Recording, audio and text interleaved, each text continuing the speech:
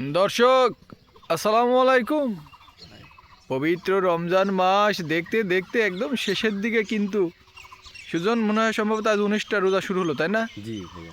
আজকে 19টা রোজা শুরু হলো, কারণ আমরা একটু আগে ফজর নামাজ শেষ করেছি সেহরি খেয়ে। আমাদের এলাকাটা কিন্তু দিনে দিনে যেন সৌন্দর্য বৃদ্ধি পাচ্ছে।